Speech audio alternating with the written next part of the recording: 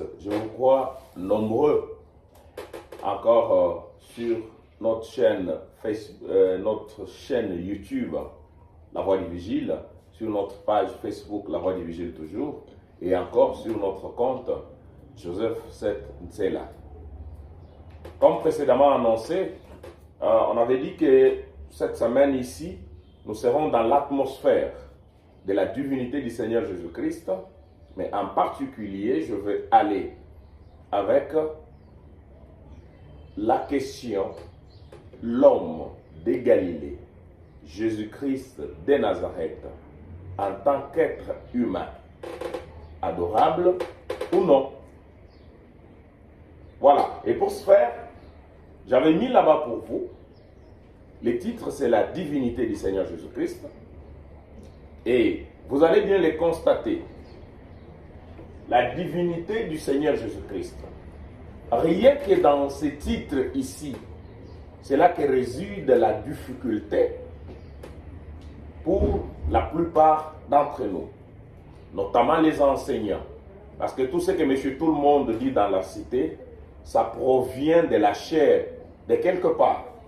Ça provient d'un enseignement, d'un certain docteur, d'un certain enseignant de la parole, qui a donné ce que lui a cru être la vérité, ou la plupart d'entre nous ils disent ce qu'ils ont cru être la révélation, alors que la révélation sur ce sujet a été déjà faite, nul n'est besoin d'en en faire une autre.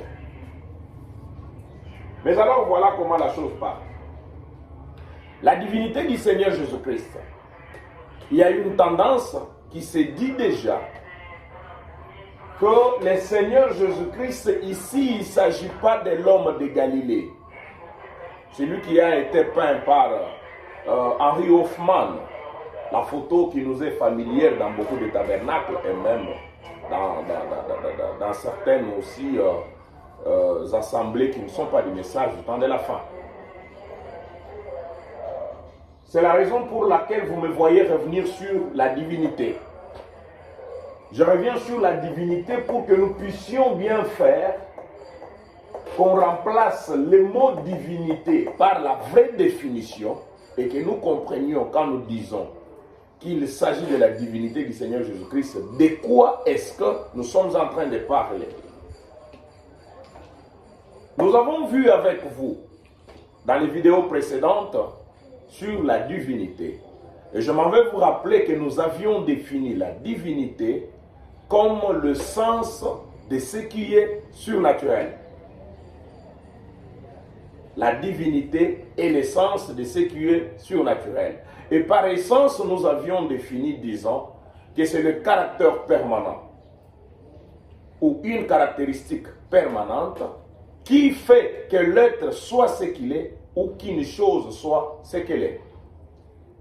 Et si nous prenons cette définition de la divinité pour la remplacer ici, c'est que nous serons en train d'étudier le caractère permanent qui ne change pas avec le temps, qui détermine la nature de ce que Jésus-Christ est. La divinité du Seigneur Jésus-Christ, quand nous disons la divinité suprême du Seigneur Jésus-Christ, c'est cette caractéristique suprême qui détermine la nature de ce que cet homme est réellement. Je m'en vais vous dire d'entrée de jeu qu'on ne peut pas dire la divinité de la colonne de feu. Parce que la colonne de feu est divine. Naturellement, c'est ce qu'elle est. On ne peut pas dire la divinité du Saint-Esprit. Le Saint-Esprit, l'Esprit est divin. On ne peut pas non plus dire la divinité de Dieu. Parce que divin, c'est ce que lui est. Ce serait du pléonasme. C'est un pléonasme. Et c'est vraiment un langage aberrant.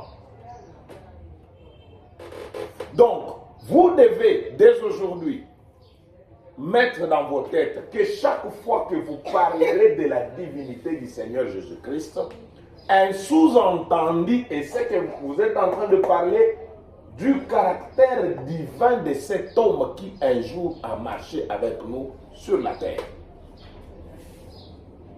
Il fallait d'abord commencer par là parce que beaucoup de docteurs disent beaucoup de choses. Je suis en train de suivre, il y en a un à Coloisie là-bas, il a même fait ce chemin d'un Dieu comme ça, et Jésus comme ça, le Père était dans Jésus comme ça, beaucoup de choses, et il nous a donné un temple à part, un Dieu qui serait à part. Donc, parfois, on a ce sentiment-là de le dire que c'est aberrant. Et je vais jouer sans gants, je joue sans gants aujourd'hui, je vais jouer vraiment sans gants. Et supportez-moi, parce que c'est dans mon rôle de moniteur, c'est dans mon rôle du vigile. Ce que je vois sur le mur, je viens pour crier aux miens, je viens pour crier aux enfants de Dieu qui sont dans la ville. Attention, l'ennemi nous infiltre. Et voilà comment il nous infiltre. Il nous infiltre aujourd'hui derrière la chair. Et pendant que lui est en train de faire son travail, nous sommes contents. Nous crions les Alléluia et les Amen. Et nous y apportons même notre offrande pour soutenir son travail. Je ne vous ai pas dit de ne pas donner l'offrande à l'église pour que votre culte soit complet. Apportez votre offrande. Apportez la dîme parce que ce n'est pas votre argent, ça c'est l'argent de Dieu. C'est ce qu'a dit le grand vigile William Marion Branham. Mais maintenant alors, quand vous apportez ces dîmes et ces offrandes, vous soutenez quoi? Qu'est-ce que vous soutenez? Voilà la question que nous devrions vraiment nous poser à chaque instant. Qu'est-ce que nous sommes en train de soutenir? Nous soutenons un gars qui n'a pas la maîtrise de la divinité d'abord, mais par le courage naturel, il se tient devant nous et le voilà qui commence à nous enseigner sur la divinité. Et qu'est-ce qu'il nous sort comme image à la fin? Il nous sort un temple qui d'ailleurs aujourd'hui est inutile, on ne le reverra plus jamais.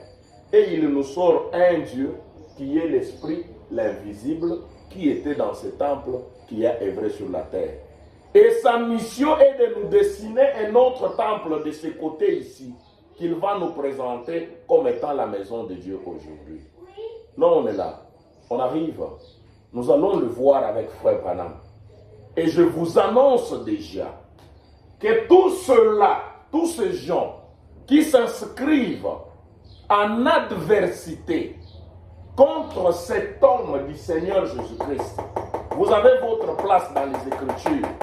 Et c'était déjà dit. Dieu l'avait dit depuis Éden. Et Frère Branham a renchéri.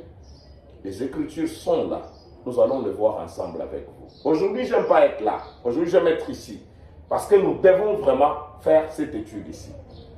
C'est comme je le disais tantôt. La divinité, quand nous parlons de la divinité, nous parlons de ces caractères permanents qui déterminent la nature d'un être ou d'une chose. Et quand nous parlons de la divinité du Seigneur Jésus-Christ, nous voulons parler de la nature que nous, on ne connaissait pas de lui. C'est ça la révélation. La révélation, ce n'est pas dire que Jésus-Christ était un prophète, mais c'est ce qu'il était sur la terre. La révélation, ce n'est pas de nous dire ici que Dieu habitait en lui et que lui était seulement le temple. Non, mais tout le monde sait que tout prophète est une maison de Dieu. Tout le monde sait que quand un prophète vient, il nous parle de la part du Seigneur. Ça, ce n'est pas la révélation, mes chers amis. La révélation est que, après avoir étudié, parce que c'est ce que Frère Branham dit, après avoir étudié chaque promesse de l'Ancien Testament qui parlait de la venue du Messie, Frère Branham dit, en les comparant l'une après l'autre à la vie terrestre de l'homme Jésus-Christ, j'ai eu sa vraie identité. Ah, Frère Branham, Ce n'est qu'après cette étude comparative des prophéties de l'Ancien Testament parlant de la venue du Messie. Et quand tu as fait cette comparaison minutieuse par rapport à la vie terrestre qu'a mené l'homme de Galilée, que vous avez eu sa vraie identité. Donc, ce que tout le monde sait sur le Seigneur Jésus-Christ, le charpentier, ce n'est pas ça sa vraie identité. Et vous pouvez facilement aussi le constater dans sa vie. Tellement le grand Dieu s'était tellement abaissé. Il est devenu tellement petit que ça, qu'il a échappé à la détection de toute intelligence humaine en tant que le Dieu de l'univers qui soit venu sur la terre. Dans ces 3 ans et demi, dans la première moitié de la dernière semaine des 70 semaines de Daniel, qui a constitué le temps de son ministère terrestre, l'homme a eu de la peine pour rétablir sa vraie identité parmi les siens. Même ceux-là qui l'aimaient dans cette chère vie terrestre, ceux-là qui l'aimaient. Mais Jésus a eu de la peine à leur faire voir en réalité qui il était. D'où toute une série de questions. Ne savez-vous pas que j'ai fait l'œuvre de mon Père? Oh oh. Mais ton père, c'est Joseph qui est là-bas en train de te chercher, Marie. Mais comment tu nous parles encore de notre Père? Moi et mon père, nous sommes un. Et une dame a dit à frère Branham, oh là, ça aussi, tu prends ça comme argument. Mais toi et ta femme, vous êtes un. Frère Branham a dit, oui, moi et ma femme, nous sommes un. Mais l'unité que j'ai avec ma femme est différente de l'unité qu'avait Jésus-Christ avec son Père. Frère Branham posera la question à la dame. M'as-tu vu? La dame a dit, oui, je te vois. Vois-tu ma femme? La dame dit non. Il dit, mais Jésus lui dit, quand vous me voyez, vous avez vu mon Père. Cette unité était différente. Et toutes ces questions, Christ était en train de les poser aux gens en vue de savoir si réellement ces gens avaient compris qui il était parmi eux. Voilà pourquoi après une réunion, il est avec ses disciples, les gens qui lui font confiance, et il leur pose la question, qui dit-on de moi? Qui dit-on que je suis, moi, le fils de l'homme? Oh papa, mais tu viens de dire que tu es le fils de l'homme. Ce qui veut dire un prophète. Mais alors, quelle autre identité tu voudras que les gens donnent? Tu es Jésus-Christ, né à Bethléem, tout le monde te connaît, fils de Marie. Mais quelle autre identité tu voulais que les gens donnent? Il avait cette peine-là. Qui dit-on que je suis, moi, le fils de l'homme? Et chaque fois que ces gens arrivaient à découvrir ne fils qu'une caractéristique, un trait de sa nature, qui révélait cette nature de la divinité dans cet homme du Seigneur Jésus-Christ, il n'arrivait pas à cacher sa voix. Il était tellement content parce que cela était la couronne de sa mission sur la terre. À Pierre, qu'est-ce qu'il a dit? Quand Pierre a dit, tu es le Christ, le Fils du Dieu vivant. Il lui a dit, tu es heureux, Simon, fils de Jonas. Car ce ne sont ni la chair ni le sang qui t'ont révélé ces choses que tu viens de dire. Mais c'est mon Père qui est dans les cieux que tu les as révélées. Et je te dis que tu es Pierre, et sur cette pierre, je bâtirai mon église. Vous qui croyez au message du prophète Branham, il vous a dit qu'il s'agissait de la révélation de sa personne. Donc Pierre a touché une corde qui dépassait ces voiles que les gens pouvaient voir. Qui dit qu'en réalité, toi tu n'es pas l'un de nous. Qu'en réalité, tu ne tires pas les mêmes origines adamiques que nous. Tu viens d'une autre sphère. Qu'a-t-il dit à Nathanaël? Quand Nathanaël découvre après que son ami Philippe lui ait parlé de la venue du Messie, celui qu'on attendait. Voici un Israélite dans lequel il n'y a point de fraude. Oh, oh, Rabbi, d'où me connais-tu? Oh non, quand tu étais sous les figuiers avant que Philippe t'appela, je t'ai vu. Oh, tu es le Christ, tu es le roi d'Israël. Oh, oh, oh, oh, oh. Quand on comprend, quand Nathanaël arrive à saisir son caractère caché, un trait de sa divinité, de sa nature divine, alors qu'il s'était présenté chez nous comme un humain, il lui a dit, parce que je t'ai dit que tu étais sous les figuiers, tu y as cru. Tu verras des grandes choses.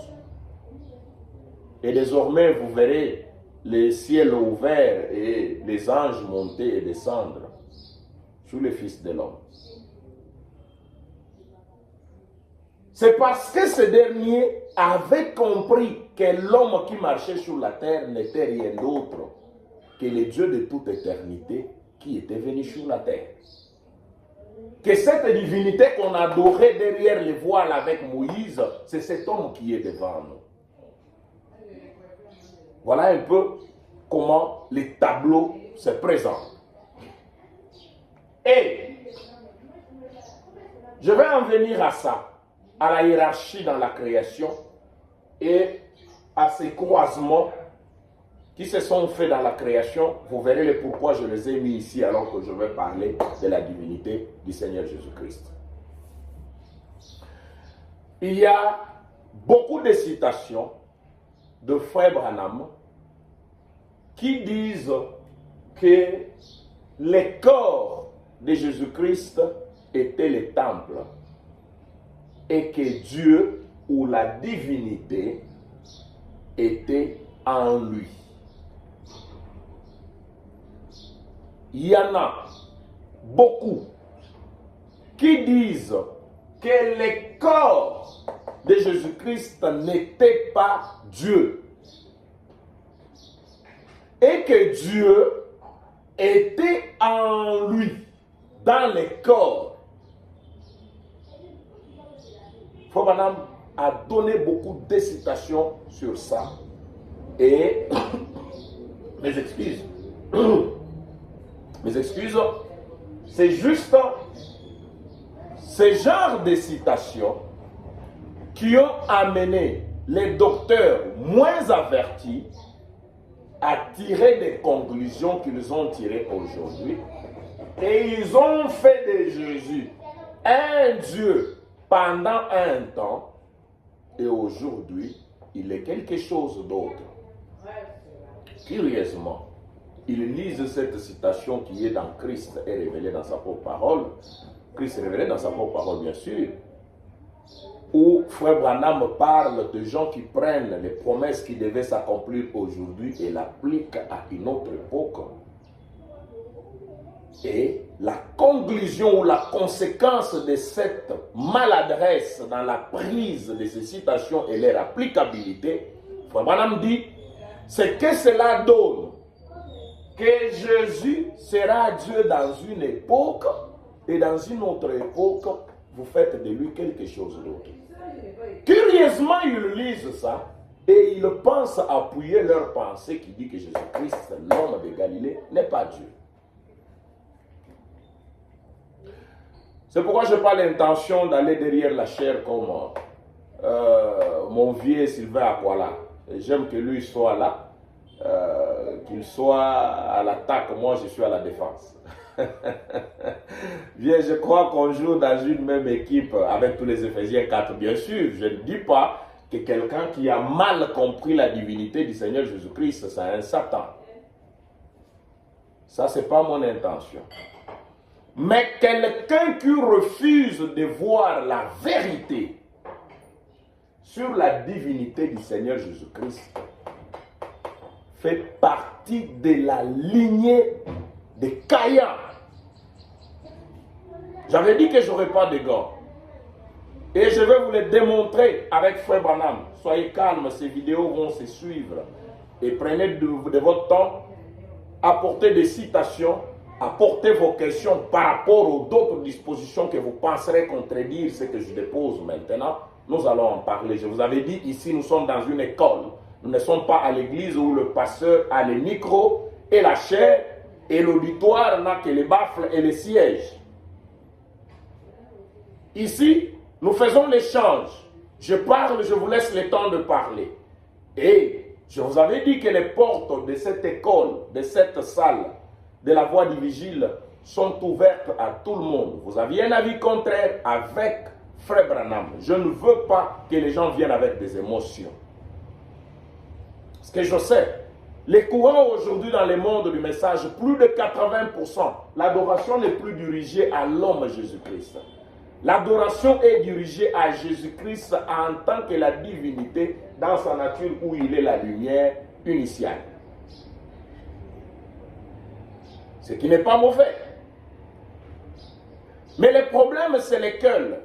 Le problème, c'est que ces gens, n'ayant pas compris que cette lumière initiale, que c'est Dieu de toute éternité, cet esprit géniteur, de qui émane l'être et le mouvement, c'est bien lui qui était venu dans ce corps de chair. Pas de l'eau qu'on avait versée dans un vase. Je disais tout à l'heure, ce sont ces citations qui disent de Dieu dans l'homme, selon le traducteur. Et que parfois Frère Branham aussi les a reprises comme ça dans bien des prédications qui font que les moins avertis, et surtout parmi les docteurs et les enseignants, on fait de lui rien d'autre qu'un voile, un prophète comme un voile, un prophète comme tous les autres, et que la divinité serait déjà partie et lui est devenue quelque chose d'autre. Mais, monsieur le docteur, messieurs les enseignants, mes chers bien-aimés frères et sœurs, qu'ouvriez avec moi dans ce même travail d'enseigner la masse. Mais vous n'avez pas tiré attention quand Frère Branham vous dit que si vous prenez certains versets ou une écriture ou une citation d'une manière isolée, vous tomberez dans des conclusions qui ne sont pas bonnes. Frère Branham a donné un conseil. Il dit, ne faites pas des études superficielles sur un sujet parce que vous allez aboutir à des conclusions superficielles. Quand vous voulez enseigner sur la divinité du Seigneur Jésus-Christ, mais prenez de votre temps, étudiez la chose. Ou alors tout simplement, vous n'avez pas été à votre école du dimanche, on l'admet. Parce que tous, on n'a pas été appelés de la même manière à la parole. Il y en a qui ont eu la chance de passer par cette école du dimanche, ils ont appris ces choses d'une manière élémentaire. C'est pourquoi je n'aime pas venir ici, moi, avec Frère Branham dit, nous lisons, nous passons. Frère Branham dit, nous lisons, nous passons. Parce qu'après tout, je me rends compte que nous lisons beaucoup, mais nous ne comprenons presque rien. Voilà l'idée qui m'amène à faire l'école du dimanche en ligne. Quelqu'un a dit, Joseph, vous êtes vraiment prétentieux. Vous pensez venir enseigner les adultes? J'ai dit oui. Je crois que l'expérience que moi j'ai eue dans la parole, la petite connaissance que j'ai eue à atterrir dans cette parole, je suis de cette école de ceux-là qui ont appris à lire tôt le message de l'heure. Je suis de ceux-là qui, depuis les premières erreurs d'avoir répété dans les chansons, les erreurs d'un certain docteur du haut de la chair, et qu'après on a découvert que ce docteur n'avait dit que ce qui était à lui, je suis revenu vite à la lecture moi-même. Je ne déclare plus rien, je ne chante plus rien que je n'ai pas lu et compris moi-même. Alors je veux que cette expérience, nous puissions la partager. C'est mieux de faire la publicité de notre pasteur et de notre docteur dans nos chansons, dans nos prédicateurs pour nous les jeunes ministres. Mais ce serait beaucoup mieux de vous rassurer quand vous faites face à la masse que ce que vous dites, vous l'avez lu quelque part. Je disais, la divinité du Seigneur Jésus-Christ, mettez déjà dans votre tête que quand vous trouvez Frère Branham enseigner sur la divinité du Seigneur Jésus-Christ, il parle du caractère divin caché de cet homme Jésus qui marchait. Il ne parle pas de la divinité de la colonne de feu. Il ne parle pas de la divinité du Logos. Le Logos est par nature divin. La colonne de feu est par nature divine. Le Saint-Esprit est par nature divin. D'où on ne peut pas dire la divinité de la divinité. Un pléonasme. Ce serait une tautologie. Et c'est une erreur grammaticale. Ce n'est pas admise. Ça doit être une série de leçons.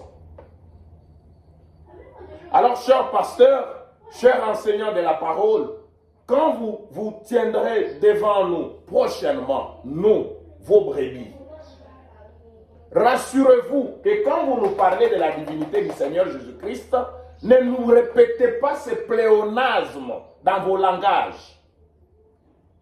La divinité n'est pas la divinité de la colonne de feu. La divinité n'est pas la divinité du Logos. Le Logos est divin. L'Esprit est divin. La colonne de feu est divine.